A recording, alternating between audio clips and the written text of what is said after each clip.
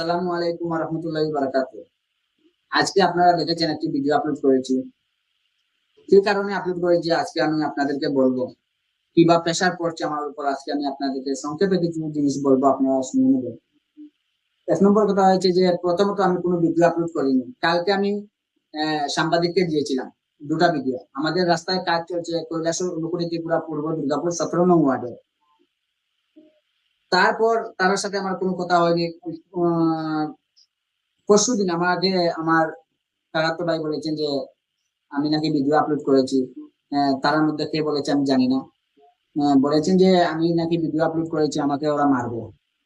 তার সাথে আমার কোনো কথা হয়নি, কোনো ধরনের কাজ হয়নি। কালকে আমি তারপর এই কথা বলার পর আমি আমার ভাই, একজন কন্ট্রাক্টর ভাইয়ের সাথে আমি কথা বলেছিলাম, ভাই এরকম আমি ভিডিও করিনি।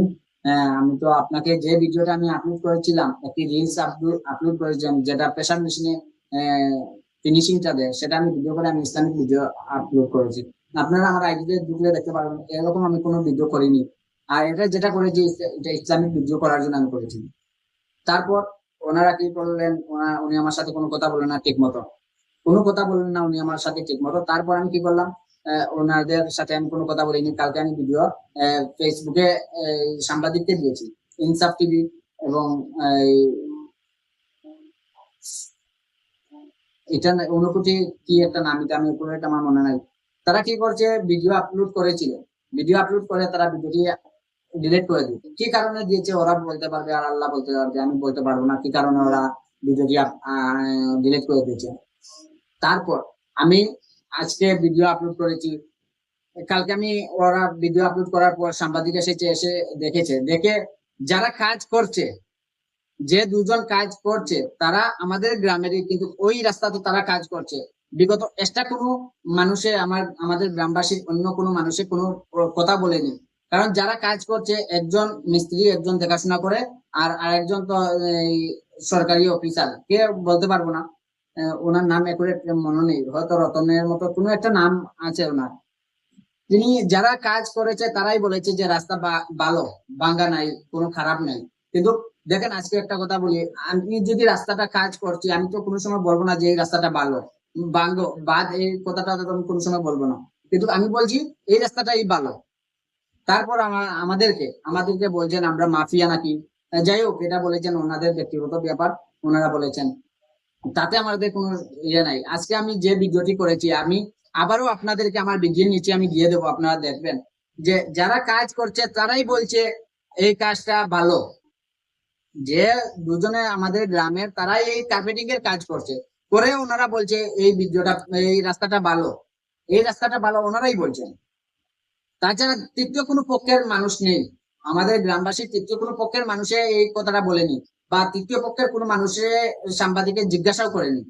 তাহলে কিভাবে বুঝবো আমরা এই রাস্তাটা ভালো না ভাঙ্গা? দেখেন এই রাস্তা নিয়ে আমাদের কোনো অভিজ্ঞতা নাই, কিন্তু কিছু কিছু জায়গায় ফাটল ধরেছে, বা এই কোনো কোনো জায়গায় হাত দিলে উঠে যায় এই কথা বলার কারণে আজকে দেখেন আমি আমার গ্রামবাসীর কারণে, গ্রামবাসীর স্বার্থে এবং গ্রামের রাস্তার স্বার্থে আমরা চলাফেরা করব, আমরা স্বার্থে, গ্রামের সব মানুষের স্বার্থে আমি এই কথাটা বলে কি আজকে আমি অপরাধ করলাম। যেই চাপটা আমার উপর পড়ছে, যে প্রেশারটা আমার উপর পড়ছে, সেটা কি ঠিক? আপনারা বলেন, আমি কি এই ঠিক কাজ করে আমি কি এই যে অন্যায়ের বিরুদ্ধে কথা বলে কি আমি অপরাধ করছি? যদি অপরাধ করি তাহলে আমি ভুল স্বীকার করি, আর যদি ন্যায়ের কথা বলি তাহলে আপনারা আমাকে কমেন্ট করে বলবেন যে এটা ঠিক না ভুল, আপনারা বলবেন। যদি ভুল হয়ে থাকে আমি সবার সামনে আবারও এসে আমি ভিডিওতে বলে দেবো এটা আমার ভুল। আপনারা কমেন্ট করে বলবেন দয়া করে।